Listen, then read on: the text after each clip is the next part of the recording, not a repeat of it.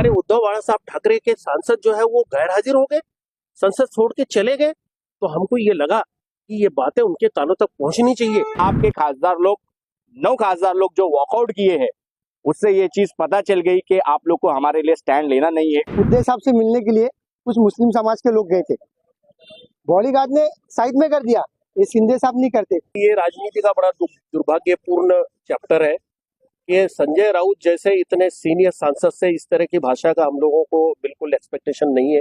ऐसी भाषा उनको इस्तेमाल करना चाहिए कि उनका जो स्टेचर है उसके समांतर जाए, ये उसके स्टेचर के खिलाफ वाली भाषा है। अब रहा सवाल थाना और मुख्यमंत्री के करीबी है या मुख्यमंत्री के साथ फोटो है, महाराष्ट्र में 1960 में हमारा ये स्टेट बना है, आज इतने दिनों में पहली बार ऐसा मुख्यमंत्री बना है जो सामान्य जनता का मुख्यमंत्री है। आज रास्ते में चलते चलते आदमी उनको हाथ देता है, खड़े हो जाते हैं। इसके पहले भी मुख्यमंत्री थे, शिवसेना के 8-2.5 साल मुख्यमंत्री थे। जब इसके पहले के मुख्यमंत्री ने एक्सेस ही नहीं दिया किसी को, उनके अगल बगल फटकने का कोई चांस ही नहीं दिया, तो कोई कहां से फोटो खिंचवाएगा और कोई कहां से उनकी तारीफ करेगा।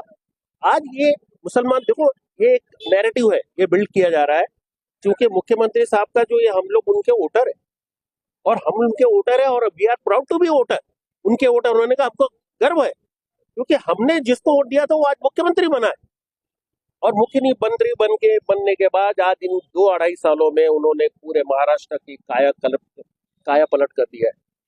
जो आप विकास देख रहे हो, आप बम्बई थाना या महाराष्ट्र के किसी भी हिस्से में चले जाओ, ये विकास महाराष्ट्र के लिए सपना था। इस सपने को साकार करके किसने दिखाया? एकनाथ शिंदे साहब ने दिखाया। तो जब एकनाथ शिंदे साहब इतना बड़ा बड़ा काम करेंगे, मामूली कार्यकर्ताओं के घर चले जाएंगे, हमारे यहाँ छोटे से कार्यकर्ता के यहाँ मैयत हो जाती है, उसके मैयत में चले जाते हैं झोपड़पट्टियों में, तो हमारा भी, हम एक नागरिक के तौर पे, हम कोई पार्टी के कार्यकर्ता उनकी बोल के तारीफ नहीं कर रहे, हम एक नागरिक के हिसाब से उनकी तारीफ कर रहे हैं कि जब एक नागरिक ये देखता है कि हमारा मुख्यमंत्री एक छोटे से कार्यकर्ता के घर में मैयत में आ रहा है, उनके अच्छे बुरे में आ रहा है, उनके बारसा में आ रहा है, उनके बर्थडे में आ रहा है, उनकी शादी में आ रहा है, उनके सुख दुख में आ रहा है, तो हमारा दिल भी भर आता है। और हमको ये नेचुरल है, ये प्रकृति का नियम है कि आप अगर किसी जानवर को भी आप प्यार करोगे तो वो भी आपके सामने दुम हिलाएगा। तो हम तो जिस तरीके से उन्होंने आरोप किया कि आप थाने के लोग सुपारीबाज है, जो आंदोलन करने आए थे वो सुपारीबाज थे, लेकिन क्या वजह थी आंदोलन करने की, किस वजह से आपने आंदोलन किया? देखो, हमें जब ये मालूम पड़ा कि उनके 9 सांसद, जब ये वक्फ अमेंडमेंट बिल आई है, तो उसमें महाराष्ट्र विकास आघाड़ी के और इंडिया आघाड़ी के लोगों ने अपना जो भाषण शुरू किया, तो उसके विरोध में भाषण शुरू किया। ये भी इंडिया आघाड़ी के घटक थे। हमको ये उम्मीद थी एज अ मुसलमान, क्योंकि हमको ये पता है कि ये वक्फ की जो बिल लाई गई है भाजपा द्वारा, ये बिल सिर्फ डाइल्यूट करने के लिए, लोगों का ध्यान हटाने के लिए लाया गया है इलेक्शन में। बाकी इनके पास कोई काम नहीं है, सत्ता में यही है, डबल इंजन सरकार, ये ट्रिपल इंजन सरकार, सब जगह यही है। खास करके भाजपा, आज इनके पास अगर कोई चेहरा है तो मुख्यमंत्री का चेहरा है। मैं भाजपा वालों से अनुरोध करूंगा कि मुख्यमंत्री के चेहरे को सामने रखकर अपना आगे का काम करो, वरना आपके 50 सीट के लाले पड़ जाएंगे। तो जब इन्होंने ऐसा ये चिढ़ाने का काम किया और हमने जब सुना कि हमारे उद्धव बाला साहब ठाकरे के सांसद जो है वो गैर हाजिर हो गए, संसद छोड़ के चले गए, तो हमको ये लगा कि ये बातें उनके कानों तक पहुंचनी चाहिए। क्या ऐसा कारण था?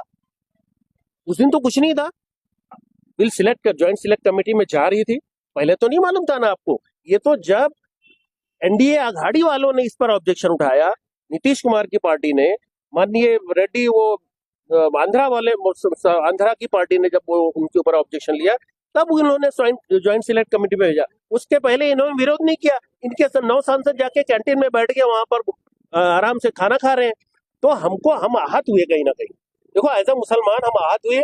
हमको ये लगा कि जब मुसलमानों ने इतना दिल से और इतना भरघोष और इतना टूट कर इनको जो है वोट दिया है, आखिरी हद तक वोट दिया है, तो फिर इनको हमारे हित में बात करनी चाहिए थी। अभी आपकी क्या मांग है? जिस तरीके से संजय राउत ने आपका फोटो दिखाकर कहा कि ये गुंडे लोग थे, उद्धव ठाकरे से क्या मांग करना चाहोगे भैया? हम सम्मानीय उद्धव साहब से बोलना चाहेंगे कि आप के जो राज्यसभा में और जो इधर लोकसभा में जो जितने भी सांसद है, ये अपनी पोजीशन क्लियर करें, भूमिका अपनी स्पष्ट करें।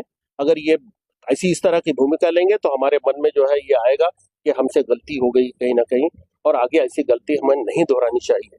ये हमारी माननीय उद्धव साहब को हमारा निवेदन है कि आपको मुसलमानों ने प्रेम दिया है, उस प्रेम को कायम रखना नहीं रखना ये आपके हाथ में है।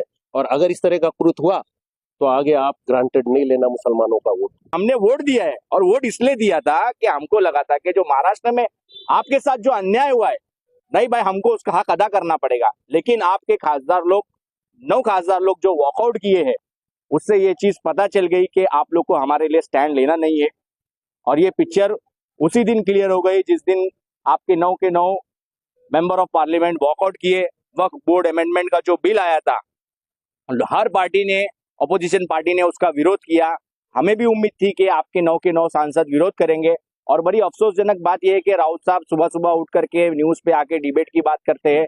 मुझे ये चीज समझ में नहीं आती वो वक्फ बोर्ड अमेंडमेंट के बिल के ऊपर क्यों नहीं ज्यादा बात किए, और क्या वो वक्फ बोर्ड अमेंडमेंट के बिल का विरोध करेंगे। उनको वो स्पष्टीकरण देना ज्यादा इंपॉर्टेंट था, ताकि फोटो दिखा के किसी के ऊपर आरोप करना कि भाड़ोतरी लोग है और सुपारीबाज है। वोटिंग के टाइम भी यही दाढ़ी टोपी वाले लोग आपको अपना भाड़ोतरी और सुपारीबाज नहीं दिखे क्या? वोट ले लिए। किस तरीके से लोकसभा में आपने वोट डाला इंडिया अलायंस को, हाँ आने वाले विधानसभा में किस तरीके से उत्तर मिलेगा? रिजवान भाई, अभी ये खासदारगी के लिए जो इन लोग ने स्टैंड नहीं लिया तो ये बहुत बड़ा क्वेश्चन मार्क हो गया है अभी। मैं कल भी न्यूज में देख रहा था, बहुत सारे लोग कमेंट्स में लिख रहे थे कि भाई यार हमने तो दिलो जान से इनको वोट दिया कि ये लोग हमारे स्टैंड लेके, लेकिन ये लोग खुद वॉकआउट हो गए। तो सोचना तो पड़ेगा, और ऑप्शन भी बहुत है। संजय राउत साहब फोटो दिखा रहे लोगों का, तो पहला मैं बोलना चाहूंगा कि वो सुबह सुबह वो क्या करते, खाली फोटो में आते, लोगों में नहीं आते। लोगों में जो रहता है ना, उनसे आप बात करें। फोटो दिखाने का काम, अभी तो फोटो तो मैं भी दिखा सकता हूँ। देखिए ये राजन बिचारे साहब के साथ मैं हूँ, ये देखिए एक देखो उदय साहब भी मेरे साथ में है। और अभी एक चीज और बताना चाहता हूँ, एकनाथ शिंदे साहब की बात आ रही है। देखो अभी देखो इसमें ना उदय साहब से मिलने के लिए कुछ मुस्लिम समाज के लोग गए थे, बॉडीगार्ड ने साइड में कर दिया। ये शिंदे साहब नहीं करते, गरीब अमीर जात पात नहीं देखते, कोई भी आया आओ क्या काम है क्या प्रॉब्लम है, सबकी तकलीफ सुनते, सबसे बात करते। ये इसको क्या मालूम है संजय राउत साहब को। और रही बात तो बिल के ऊपर, अपना मुस्लिम के लोग गए थे, मुस्लिम लोग गए थे, ये इसका सवाल करना था इन लोगों को कि आप 9 लोग भागे क्यों। इंडिया अलायंस के लोग बोले, वहां पे विरोध किए, MIM के लोग किए, राष्ट्रवादी के लोग किए, सबने विरोध किया, आप क्यों भागे। आज महाराष्ट्र में सबसे मुसलमानों के हित तो तुम ही हो, लोग तुमको ही वोट दिए ना, तो आप क्यों भागे। आप इस पे जवाब देने के बजाय सुपारीबाज कह रहे हो। आप अपने आप को पहले देखो। अगली बार वोटिंग करने के लिए, अगली बार वोटिंग जब आने वाले हाँ। उसके बारे में क्या सोचेंगे? हम लोग टोटल मुख्यमंत्री एकनाथ शिंदे साहब को वंस मोर लाना चाहते हैं, उदय साहब नहीं चाहिए। ऐसा करेंगे मुसलमानों के साथ, ये करेंगे। अगर पूछने गए कुछ सवाल तो सुपारीबाज, गुंडे, क्रिमिनल, इसलिए वोट दे रही पब्लिक तुमको।